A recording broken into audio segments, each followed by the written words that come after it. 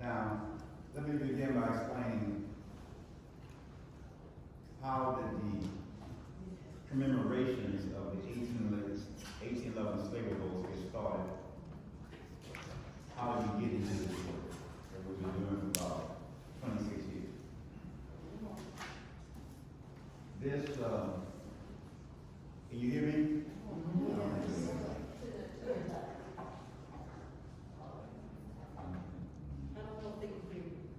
We can.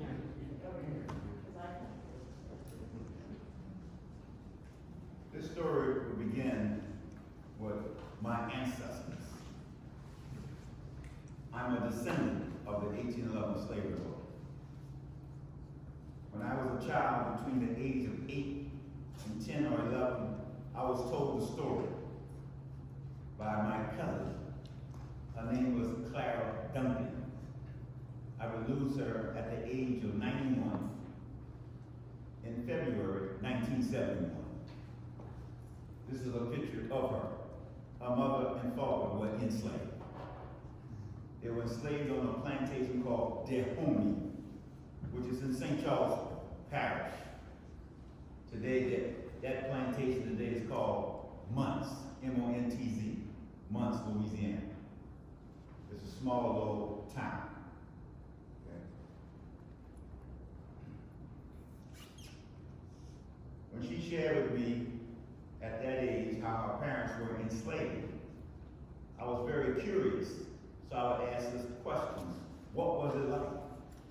How did we handle this? Did we fight back? And that opened a window for me to get introduced to this story.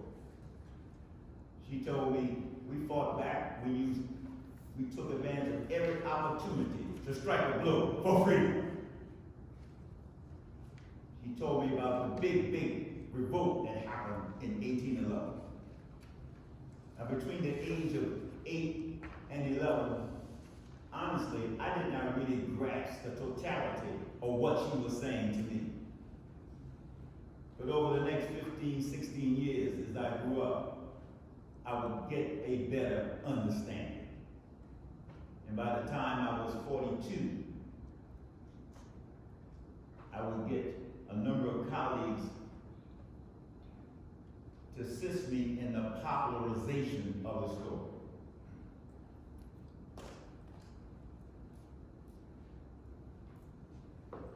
Now this story goes back to a place in the world called Saint Domingue, on an island called Hispaniola. Today Saint Domingue is known as Haiti. Following the Haitian Revolution, following the victory of Jean-Jacques Deslondes, who sealed the victory in blood against the French, against Napoleon, Haiti would become the first black independent republic in the world, specifically in the Western world. Leading up to the revolution, which went from 1791 to 1803, officially gets celebrated January 1st, 1804 every year. Coming up in 2022 will be its 218th anniversary. Many of these slave owners would flee, trying to save themselves. They would flee Haiti, 1800, 1801, 1802, seemed inevitable. And they would flee to Cuba, but many more would flee to Louisiana, because Louisiana was a French colony. And as they fled here to escape the revolution, they brought their chattel property with them. They brought their human chattel property with them. And among those who came here, there was a specific family called the Deslondes family. Unknowing to them, a number of their slaves had been influenced, had been impacted, possibly participated in the revolt. The seeds, the revolutionary seeds, the revolutionary ideas of freedom were brought at the same time. Jean-Jacques Deslondes would seal the victory in Haiti, and it would cost the French quite a number of people, a number of troops. This is just a visual showing the victory of the Haitian people against the French oppressors. Now this slide is kind of slightly crooked, but when you sat down, there was a portfolio. That portfolio has several documents in it that you keep. And when you open up on the right side, the main document, what was the aim of the revolt, has a copy of that map. The Haitian Revolution would force Napoleon to sell Louisiana province to the United States. When this will become the property now of the United States will divide the Louisiana province into two distinct sections. you look at your map, you see the northern part from Arkansas to Canada became known as Louisiana Territory, and the bottom part became Orleans Territory. What you see today as the state of Louisiana became Orleans Territory at that time. New Orleans was the capital, made the capital of Orleans Territory, under the federal direction of the United States government in Washington, D.C.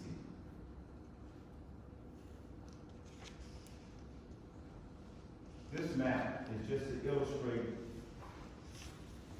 those enslaved people who chose to resist enslavement. Some of them ran away successfully, and some of them ran into the swamps, and it became what's called maroons, runaway slaves who are eking out an existence by living in the swamps. This map here illustrates the numerous plantations up and down the river, from Orleans Parish to St. Charles Parish and St. John the Baptist Parish. There were literally hundreds and hundreds of plantations up the Mississippi River. Now this particular map is called Families Along the River Road.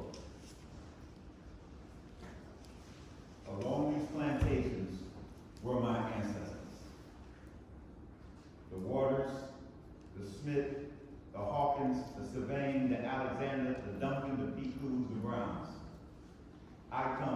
My paternal ancestry comes from St. Charles and St. John the Baptist Parish. This chart here is a genealogical chart of my paternal ancestors. My great-great-great-grandmother was a woman named Venus, just like the name of the planet. At the time of the revolt, she was between 11 and 12. She witnessed 1811. She possibly participated in 1811. And she then passed the story on to her son, my great-great-grandfather Hannibal was. And he in turn passed it on to the next generation, and the next generation, until it reached my cousin, Clara Duncan, affectionately known as Cousin Gizzard, until it eventually reached me. So I grew up inspired by the work and efforts and sacrifices of my ancestors, understanding that they understood that the precondition for complete freedom is the emancipation of the majority. The precondition for individual freedom is the emancipation of the majority first.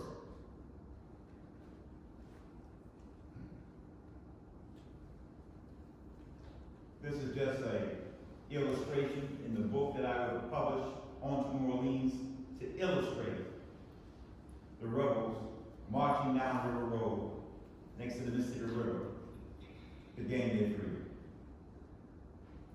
Now, what exactly was the aim of the revolt?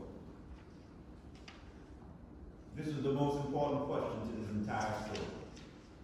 But yet, many times, when you see Hollywood films about chattel slavery, when you see Hollywood films about resistance, those films, those movies, those documentaries always focus on the fight itself, the battle itself. But before you can have an actual physical fight, before you can actually have a battle, you have to have an understanding what you're going to replace this with. You have to have a certain vision, what you're going to replace this with. Why would you want to sacrifice your life for something and you don't have that clarity? The most important thing about the story of revolt, and the most important thing about all revolts carried out by the enslaved people, is the aim, which is the main item that is not discussed, not debated, or not displayed in these movies or in these exhibits or what have you. Their aim was to establish an independent, second independent black republic with its own sovereign state. Influenced by the Haitian Revolution, influenced by the victory of their ancestors, they said, we can get our freedom here also. That was their aim. What did Mr. Charles Deslondes prominently represent? Well, Mr. Deslondes represented, along with his team of comrades, that he was able to organize secretly over a long period of time. He represented the most class conscious, the most determined, the most bold, and the most brilliant leaders at that time in history. A team of women and men. He would secretly pull together. And once that group was pulled together over a long period of time secretly, then they would carry out the struggle to convince the majority that it's not enough to run away.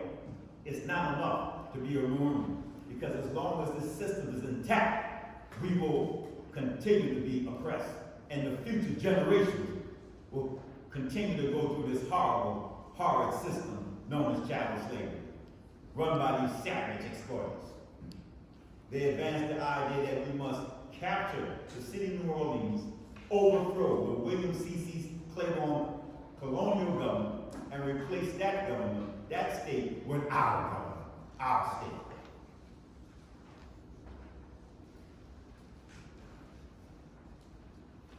By replacing the colonial government with a new African government, by the newly freed, they would establish their own legal system, their own legal framework. Today we live on a legal framework called the United States Constitution. At that time, the people lived in a legal framework called the Code Noir, which outlawed all people's religions except Catholicism, was forced all the enslaved to accept Catholicism, which carried out all types of dictatorial measures against the enslaved. If you have never acquainted yourself with the Code Noir, there's 54 articles, I strongly recommend you do, and compare that to the U.S. Constitution. They sought out to capture the city of New Orleans, and in so doing, once they will be successful, they will establish their own constitution, which we'll get acquainted with shortly in a few moments. There were certain specific targets they had to capture. They had to capture the Cabildo. I believe most of you know what a Cabildo is in the French Quarter. They had to capture Governor William C.C. Claiborne's personal office and residence. They had to capture Fort St. Charles. They had to capture the bank, and they had to capture the press. And for those of you who have never taken one of our tours, I would strongly recommend you team up with Dr. Kate Pocahontas, and we can make that happen. And you'll be able to see all of this physical evidence for yourselves. The work will lead to the publication of this book, On to New Orleans, Louisiana's Heroic 1811 Slave Revolt. This book is the most definitive account of this story. And the reason why I say it's the most definitive account, 317 pages, is because there are a number of opportunists that exist in our world that are always trying to capitalize on other people's efforts. And so there's a lot of misinformation. There are a lot of phony institutions that have been set up that are trying to tell the story, but actually they are revising the story. And so you have to be on your guard as you navigate and study this question.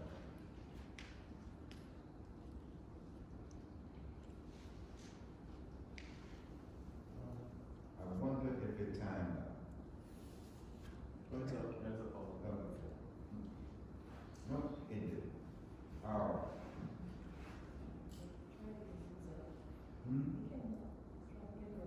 No, I'm good. Now,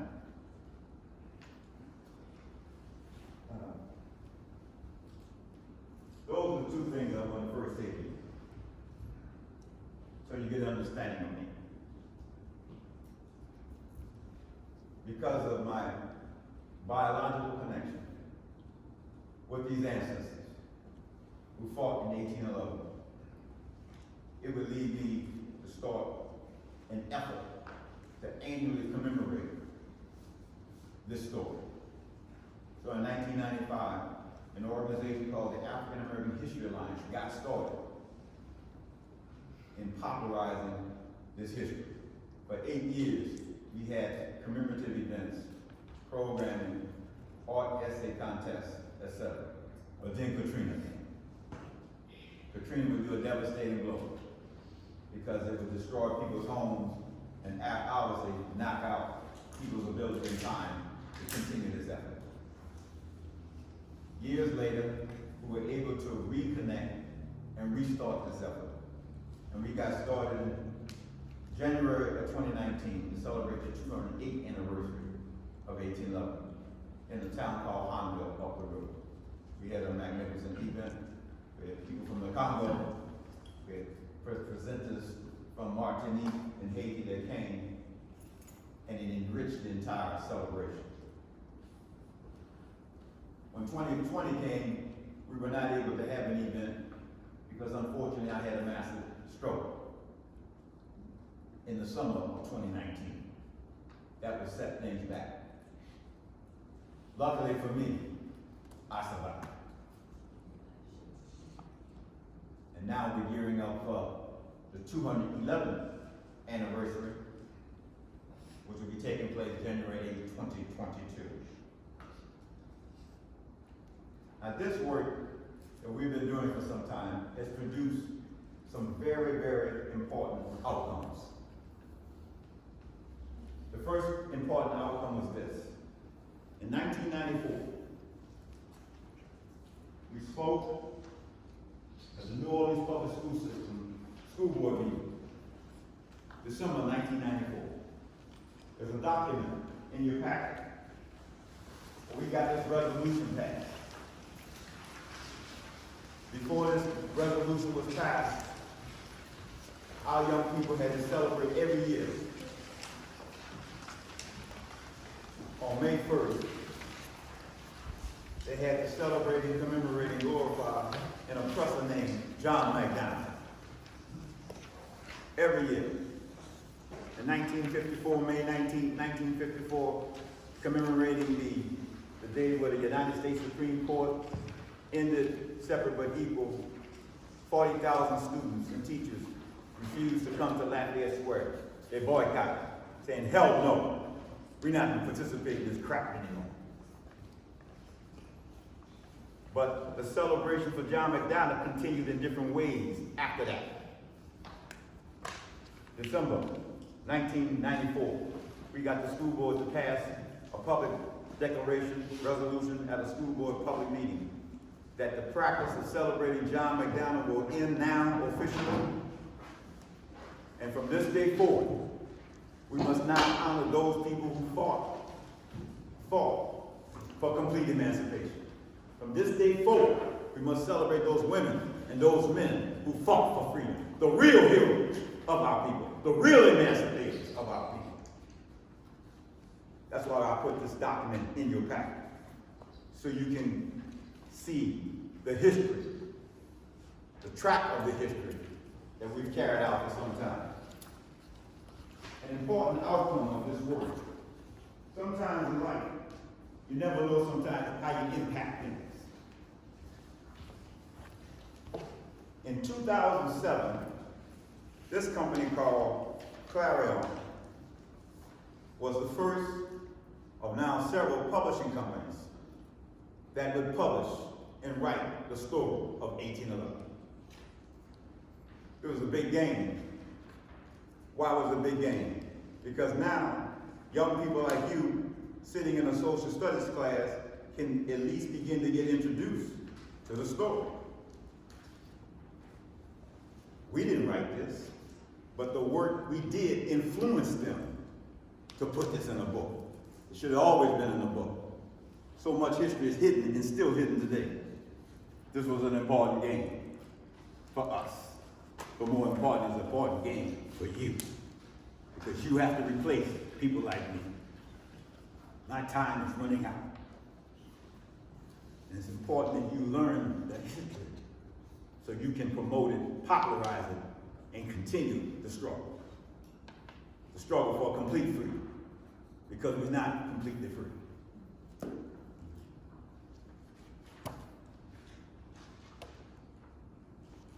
Now, before I turn this over to my dear colleague, Ms. Monique Moss, Artistic Director, I have one more thing to say. In preparing for the 211th anniversary of 1811,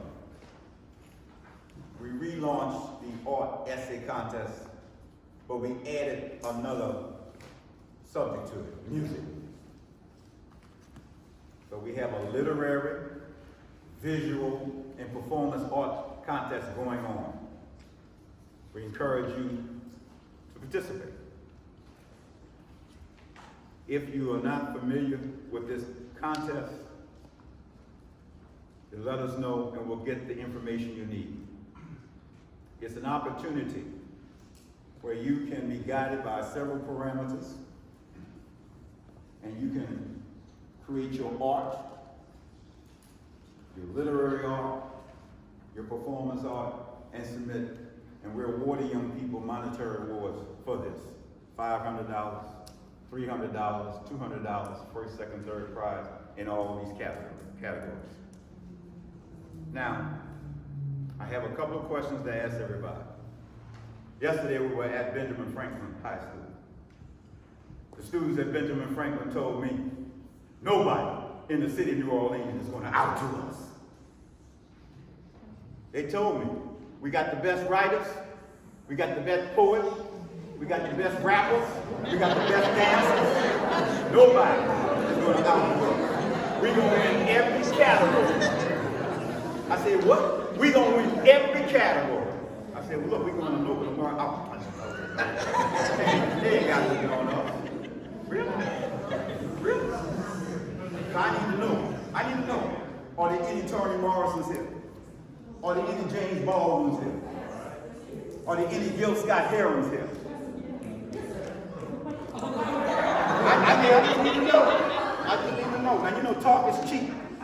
Talk is cheap, right? You all know that. You know, right? You go to the Saints game, talk is cheap, huh? But this one thing I do know. In order to prove that you're the best, you got to enter the contest. You understand that? In order to prove that you're the best, you got to enter the contest. Can you hear me? You feel what I'm saying? Have you entered the contest? Are you thinking about it? You're thinking about it. You're going to think hard or think long? Both? All right. Okay. Would I be out of order if I said, are there some of these Sanchez's here in this room?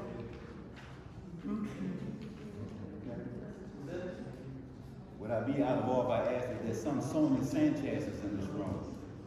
Okay. Do we have people who do poetry? You do, huh? Okay. But we have writers here, huh?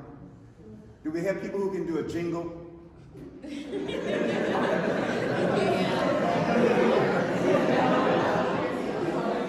know, you come up with your own jingle in commemorating 1811 story. You know, read those resources, read that material I gave you, and come up with your own creative ideas. Okay? All right. But before I go, I'm letting you know. I'm telling you what Benjamin Franklin told us. All right? Monday we got New Orleans Science Charter and Math School. On Bienville, they sent a text. We got everything covered. Whatever school you go to, nobody can outdo us. So I'm just letting you know. So we got some competition. Some schools are telling us they will be the best. So to close this out, I'm going to say something I want you to repeat. I want you to respond. Okay? This is what I want your response to be. We're going to do it 3 times. You must enter the contest. Y'all got my call? Right? In order to prove that you're the best. In order to prove that you're the best. In order to prove that you're the best. Right on.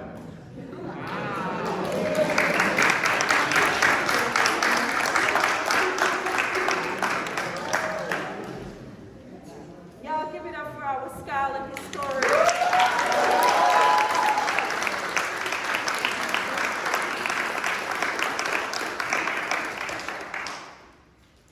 Raise your hand if you are a musician. Raise your hand if you are a dancer. Raise your hand if you are a writer. Raise your hand if you are an actor. Raise your hand if you know how to express yourself. Thank you. Just check. I would like for the teachers in the room to stand up, and you're going to give them a great round of applause.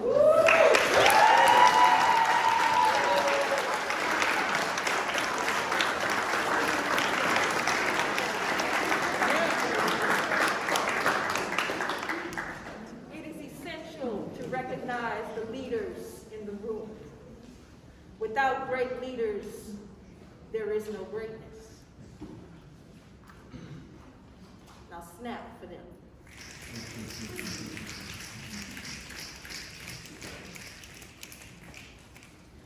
My name is Monique Moss. I'm from New Orleans. I graduated from NOCCA decades ago. I taught at NOCCA before it was here. I taught at NOCCA here.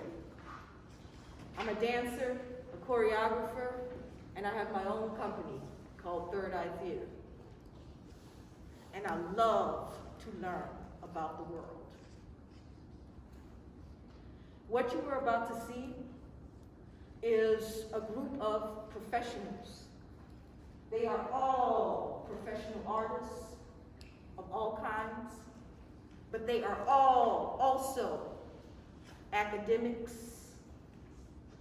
And so they use their left brain, their right brain.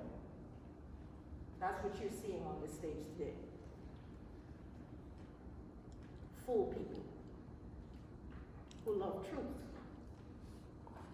and seek truth. So we're here today. They have come together for just the second time. Yesterday was the first. They're just meeting each other mostly. They just got the script in their hand yesterday, and we presented. This is considered a reading. This is not a professional, fully polished production.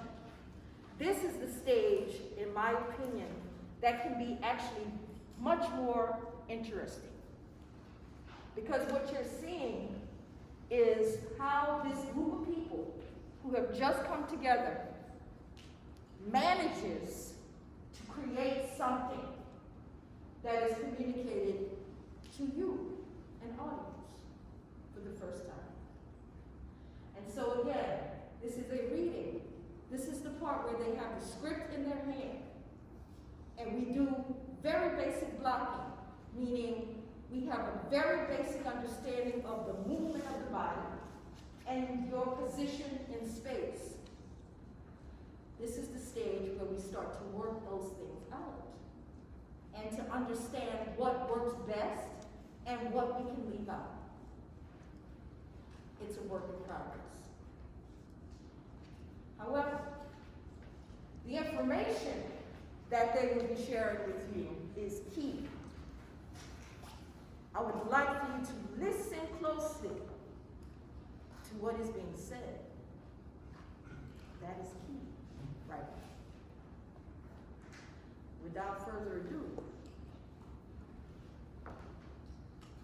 I am going to introduce to you now, as they shift into character,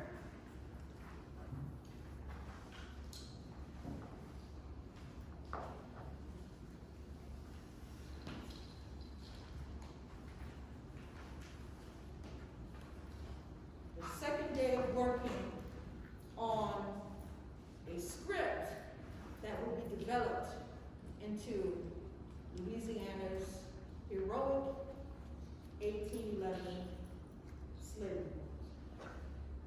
No! Don't take my baby! Don't take my baby! Don't take me!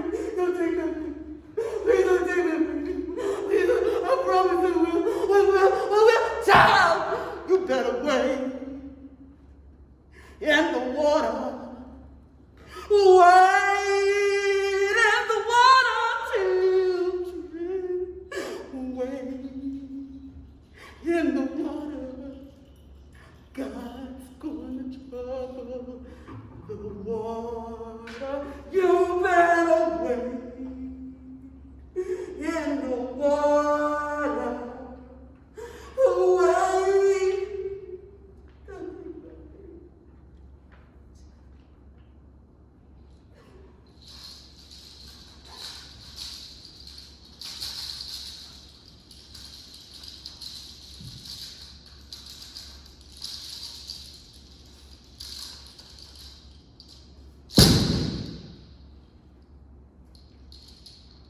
This is not a fairy tale.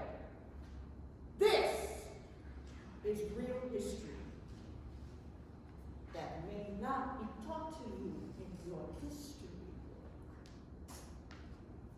This is real life account of Louisiana's heroic 1811 Slave Revolt. The largest slave revolt in the history of America. This is the synopsis. A group of male and female enslaved rebels engaged in the organization and implementation of the 1811 Slave Revolt in Louisiana. Ignited on a plantation at the house of slave owner Manuel Andrew. The rebels discussed the aim and goals of their collective effort to overthrow the savage system of slavery. They wield agricultural tools as weapons, and they march down the river to New Orleans. They ultimately seek to commandeer an arsenal of weapons. They wish to capture the city of New Orleans and establish the second independent Black republic in the world. We begin with the main organizers of the revolt. You repeat their names after me as I call them to life.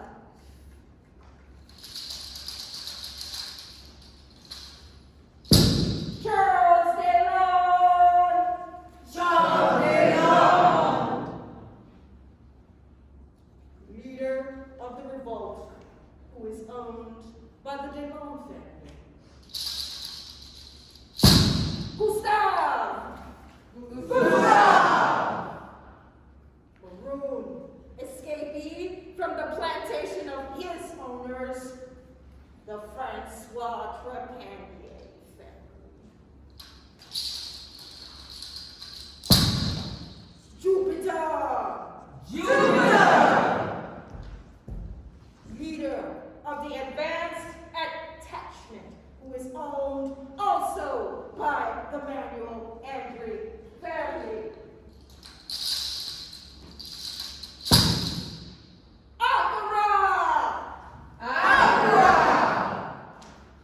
Enslaved female owned by the Deslondes family.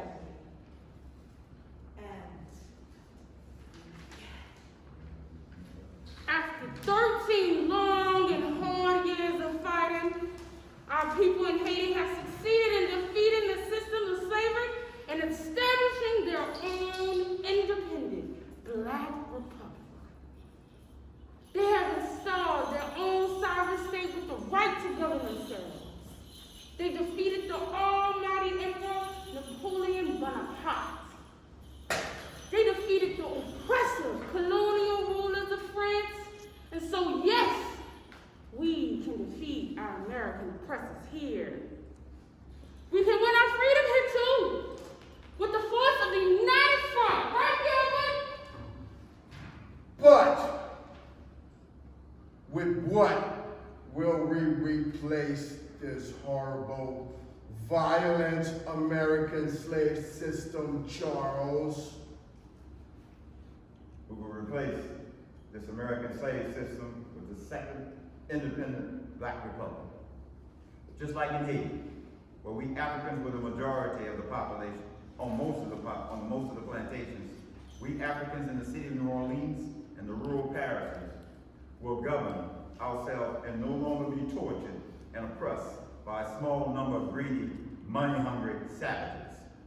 Once we are victorious in the overthrow of Claiborne's Orleans territorial government, we will set up a provisional government, a temporary government, which will enable us to hold public democratic elections in order to establish a new civil government.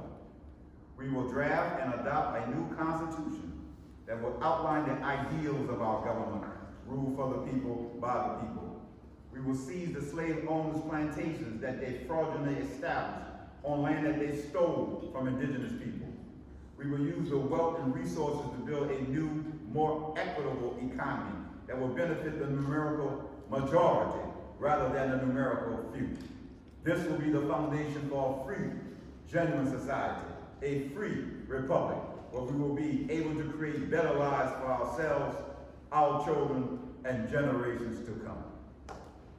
A new constitution, a new constitution. The current laws of this land only protect wealthy whites, like Emmanuel Landry, who owns me. What should we consider to include in this new constitution? I can tell you, Jupiter.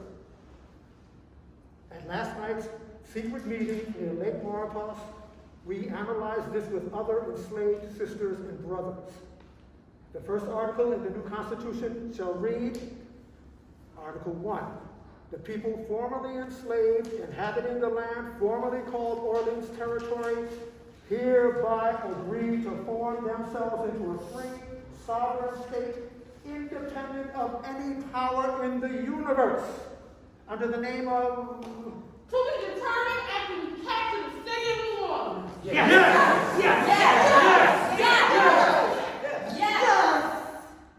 We stand firm. The new Constitution will outline the true aspirations, principles, and demands of the newly freed Africans. The new Constitution will include Article 2. Chattel slavery is forever abolished. Article 3. The citizens of the new republic are brothers and sisters at home. Equality in the eyes of the law is incontestably acknowledged, and there cannot exist any titles, advantages, or privileges other than those necessarily resulting from the consideration and reward of service to liberty and independence. Article 4. The law is the same to all, whether it punishes or whether it protects. Article 5. No white man of whatever nation he may be shall put his foot on this territory with the title master or proprietor, neither shall he in the future acquire property therein. Article 6. No white man can kill, brutalize, rape, oppress, or inflict any crime against the newly freed. Whites who kill, brutalize, rape, oppress the newly freed shall be subjected to punishment, jail, or given long sentences. Article 7. Respect for equality of African women will be upheld. Article 8. Right to free speech, assembly, travel will be upheld. Passes that suppress travel by the former enslaved will be banned. And the new Constitution will also include